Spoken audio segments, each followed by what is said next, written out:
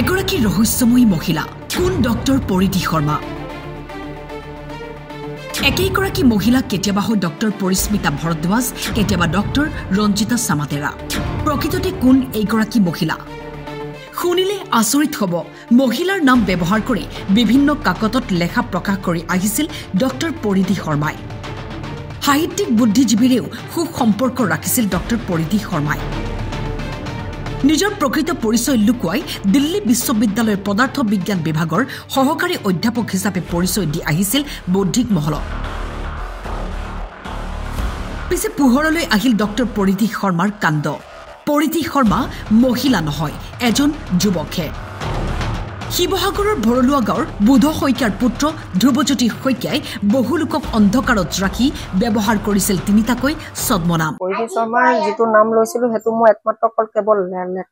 লিখা মেলাৰ জগতৰ কাৰণেহে সেইটো ছদ্মনামটো লৈ লৈছিলোঁ কিন্তু ৰাজ্য চৰকাৰৰ এখন বাজেট সম্পৰ্কীয় পুস্তিকাত পৰিধি শৰ্মাৰ নাম সাঙুৰ খোৱা সন্দেহ হ'ল বহু লোকৰ ইমান ডাঙৰ বাজেট কমিটি এখনত মই যেতিয়া নাজানো মোকো তেওঁ লগ পোৱা নাই এইটো তেওঁ মোক নুসুধি তেওঁ নামটো ভৰাই দিছে তাতে আৰু তেওঁ এইটো কৈছে যে নামটো থাকিলে ডেজিগনেশ্যন থাকিলে মানুহ আকৰ্ষিত হ'ব সেইকাৰণে তুমি একো কৰিব নালাগে মইতো কৈছোঁ কাৰণ মোৰ এইটোৰ ওপৰত একো জ্ঞান নাই ৰাজনৈতিক পলিটিকেল বিজ্ঞান চিজ্ঞান গণিতৰ ওপৰতহে লিখা মেলা কৰোঁ মই সন্দেহ কৈ পালে CIDৰ কাৰ্যালয় তাৰ পিছত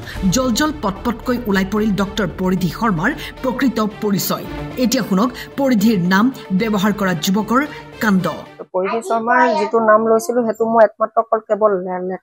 লিখা মেলাৰ জগতৰ কাৰণেহে সেইটো ছদ্মনামটো লৈ লৈছিলোঁ প্ৰকৃত নাম ধ্ৰুৱ শইকীয়াই মই আৰু কোনো বেয়া ইণ্টিমিনেশ্যনত মই লোৱা নাছিলোঁ অকল মাত্ৰ লেখাৰ কাৰণেহে সেই ছদ্মনামটো ব্যৱহাৰ কৰিছিলোঁ আৰু তাৰ বাদে কোনো ধৰণৰ কোনো বেয়া অভিপ্ৰায় নাই এইটো কোনেও ক'বও নোৱাৰে মই 2000 প্ৰায় 18-19 পৰাই লিখিছোঁ আৰু কিন্তু ফেচবুকটো মই খুলিছিলোঁ মই গণিত পদাৰ্থবিদ্যা আৰু ৰাজনৈতিক সামাজিক সকলো বিষয়তে লিখোঁ মই সেইটো মোৰ ভুল হ'ল দিয়াটো আপোনাৰ বিশ্ববিদ্যালয়খনৰ নামটোৰ ফটোখন দিয়াটো ভুল হয় সেইটো মই স্বীকাৰো কৰিছোঁ পুলিচৰ সন্মুখত বাকী একো নাই আৰু সেইটোৱে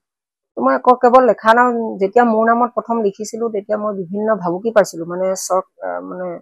লেখাবিলাক অলপমান কাঢ়া হয় কাঢ়া লিখিলে মোক ফোন কৰি কয় এইটো উঠাই মাৰি এনেকুৱা তেনেকুৱা সেইকাৰণে মই ভাবিলোঁ কাল্পনিক নাম এটা লৈ লোৱা ভাল হ'ব সেইটো কাৰণে মোৰ বেয়া ইণ্টিমিনেশ্যনৰ কাৰণে কোৱা নাই মই অকল লিখা মেলাৰ কাৰণে ছদ্মনামটো ব্যৱহাৰ কৰিছিলোঁ